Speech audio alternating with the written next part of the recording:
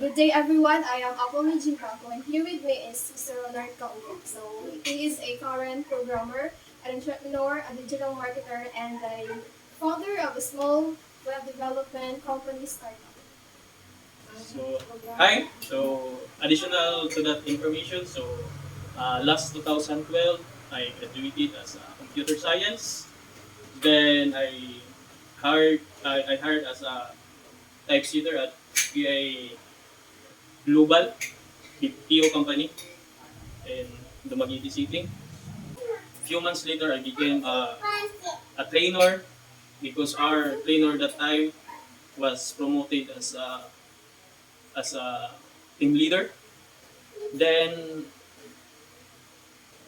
after my batch two of training new typesetters, I promoted as a team leader in our process.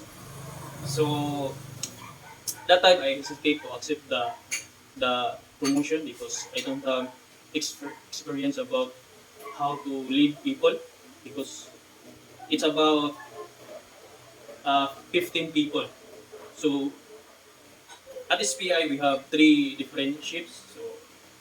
So it will shift every 2 weeks. So first shift, second shift, which is uh, 7 to 3, then 3 to 11, then 11 to 7. So that's our rotation. I have a list of questions regarding his job and as we delve into the world of business. So the first one is, can you briefly describe your leadership style in one sentence? Okay, so as a team leader, so it's simple. I always keep in touch with them. So I always speak with them. So I give them rest if they need, as long as they fulfill the the requirement. How do you prioritize tasks and delegate responsibilities with your team? So it depends on the. It's about task, right?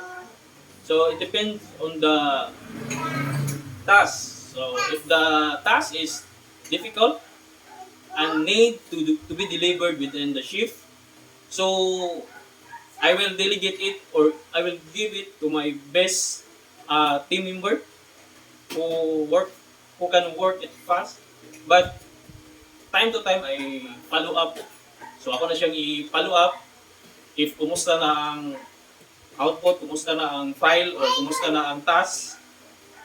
Then if there is a problem, so I also help them para ma-fix if kinahanglan, or I will give them a hint or idea para mas paspas ang pagsulbad sa task. If dili kaya gyud within the day din, amo nang i-alarm dayon sa client nga dili na mo ni kayo within the shift or within the day. So kasi pagka next day or few minutes amo na siyang or few hours amo na siyang ma-deliver.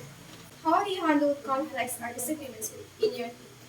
So about the conflicts, so dili man gyud na siya malikayan nga nabi ng conflict samot na ning siyempre namon ko ng mga kuan kanang iya man tag kinaiya.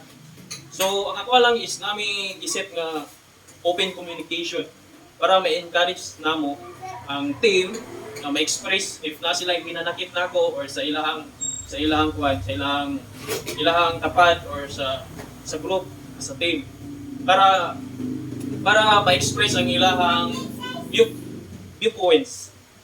Then akong i-implement na para ma-lead into deeper understanding sa ilahang issues, dayon mukhatag ko og innovative solution para ma-fix ang ilang conflict.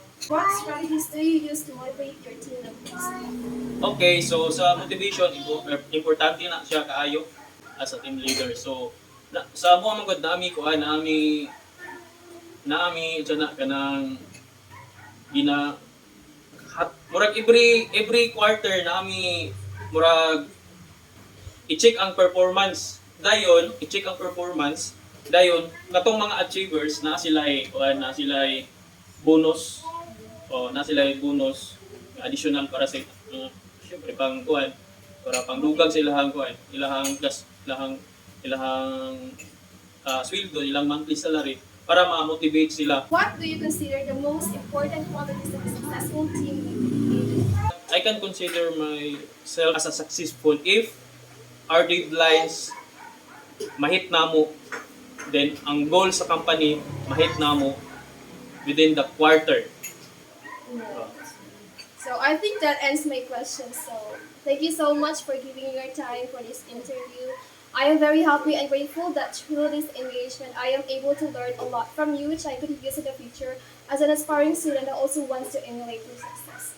Okay, thank you. So, yeah, I hope na kay makuha ang learning bisan gamay sa ako ang experience for all ikan sa 2012 until now. So that's 12 years.